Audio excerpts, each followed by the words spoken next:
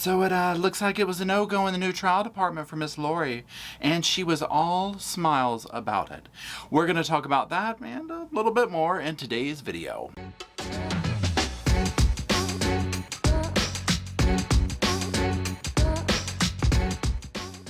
Hello Sofa Squad, and welcome back to the so-called sofa that sits behind me, and my name is Paul, and as you heard in my little intro, yes, we are going to be talking about a very quick update and Lori Daybell in her case.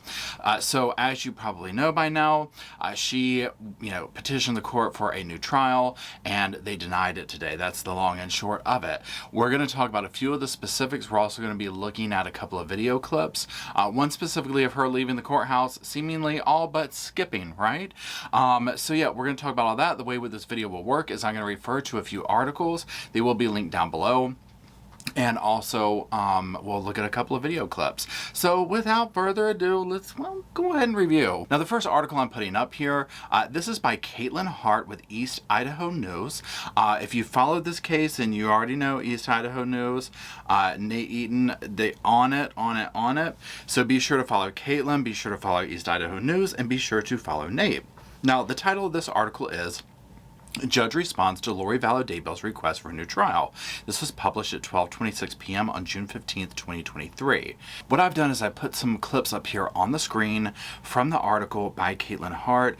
These are the specifics as to what the defense was citing as the reason that Lori needs a new trial. So we'll just start from the beginning here at the top. It says, at the beginning of the hearing, Jim Archibald and John Thomas, her defense attorneys, they argued that the language in the original indictment was confusing for the jury and their client. They said that the original indictment stated Daybell was charged among 5 total conspirators, including herself, Chad Daybell, her brother Alex Cox, now deceased, and 2 other co-conspirators who were not explicitly named. Would love to know.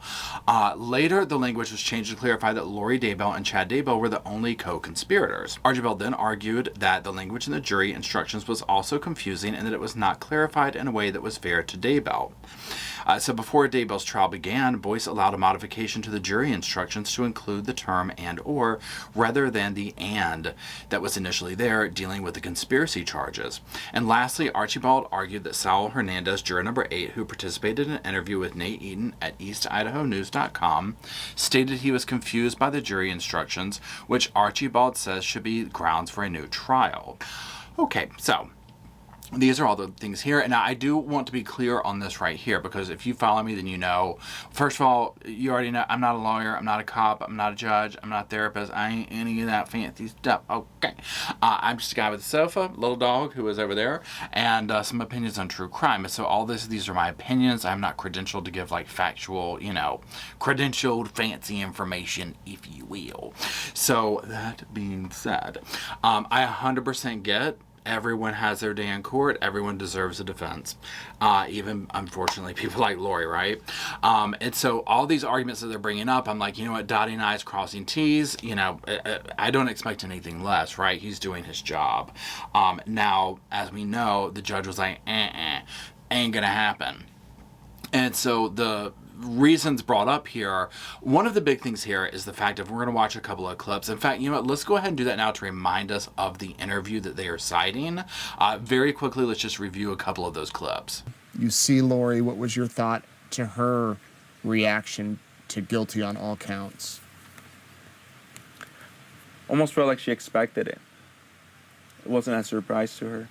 I saw evil true evil for the first time in my life.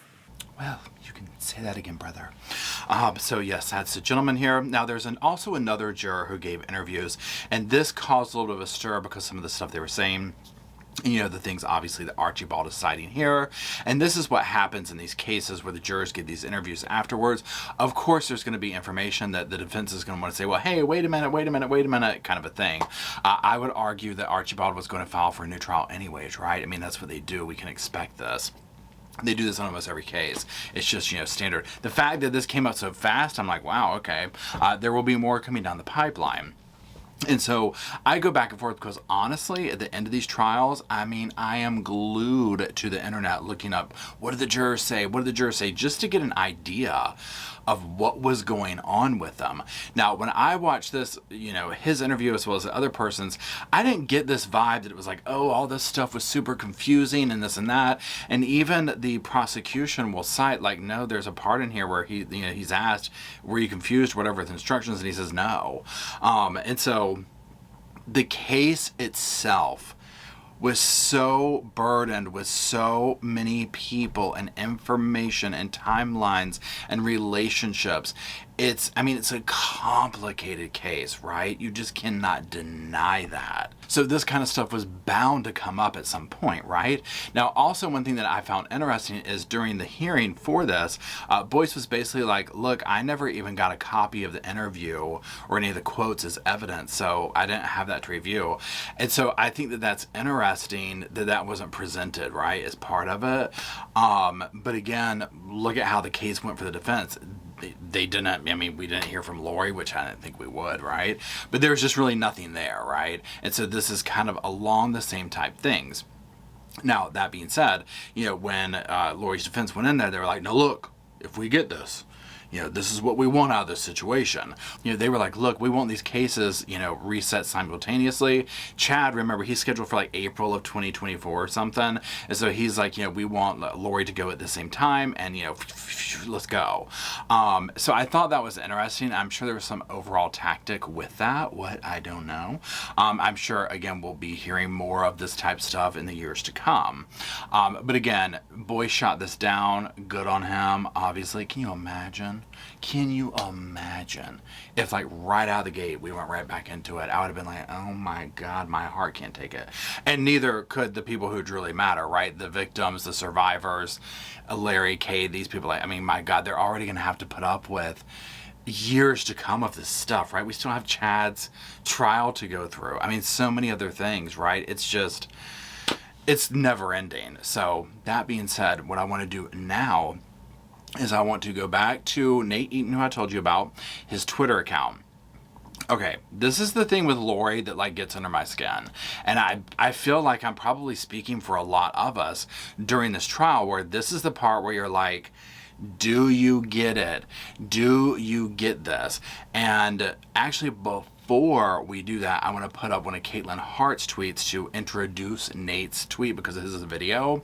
So let me put that on the screen and then we'll go from there. Now, again, as you see, Caitlin Hart, reporter, News with Kate. Her @ is News with Kate. Be sure and give her a follow. If you want to keep up with this case, you're going to want to follow all these people I'm mentioning on Twitter or wherever you can, because they're going to be the faces and the names that kind of keep these things going in the news and whatnot. So, that being said, she starts off here. Lori has re-entered the courtroom. She just ran into a wall and almost tripped due to her ankle shackles. Well, bless her little heart. Now she says, new thread. I'm new to the whole courtroom tweeting thing. Girl, I would have been all over. I want to be able to keep up myself, so more power to you. Then this last one, this is what I'm talking about. She smiles again and speaks to her attorneys as she leaves the courtroom. Okay, so now that being said, let's go look at Nate Eaton. Again, follow him. This is his @ Nate News Now. And I'm just going to roll the clip here. Now, here we see her coming out, smiling, just giggling, hair done up, makeup. My God. Can't roll my damn eyes hard. Now let's watch it again. Loves the attention. Loves the attention. Drunk with it, damn near. And this is the thing, like, when we sit here and, hey, let's watch it one more time, y'all.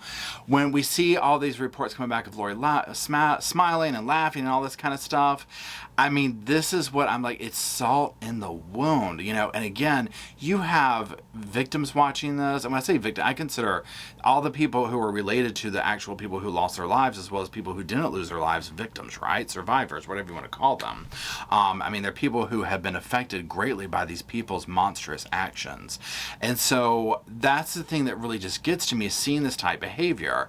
Now, on the same note, I'm like, okay, do I expect, Lori to never smile again? No, I get that, right?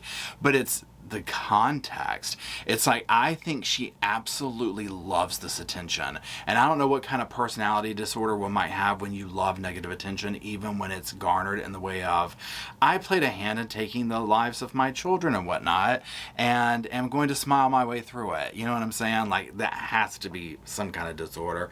I don't know what. Somebody help me out. But so watching this, I'm like, here we go. And then Caitlin's reporting, yep, she's smiling in the courtroom and doing the, I mean, run into walls and whatnot. Not that I think it's probably easy to move around the shackles. So there we go. So again, we're fresh on the heels of this. Now remember, sentencing is coming up July 31st, 2023. So it's going to be, kind of right around the corner. It's going to start at 9 a.m. their time, obviously. So right around the corner. Yes, we'll be following it. Yes, we're praying that I don't have to work that day.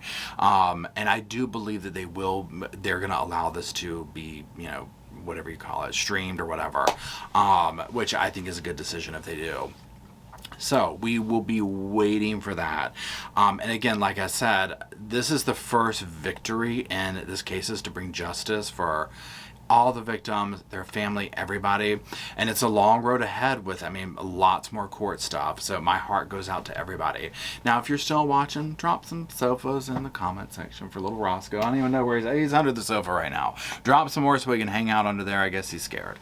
And that's it. Again, I appreciate everybody being here. We're going to keep following this. I'll do updates as they come and we'll talk about it. I urge you to do your own research, come to your own conclusions, and talk about it down in the comment section, because I love to hear what you all have to say. And until we meet around said comment section to discuss that, I'll see you soon.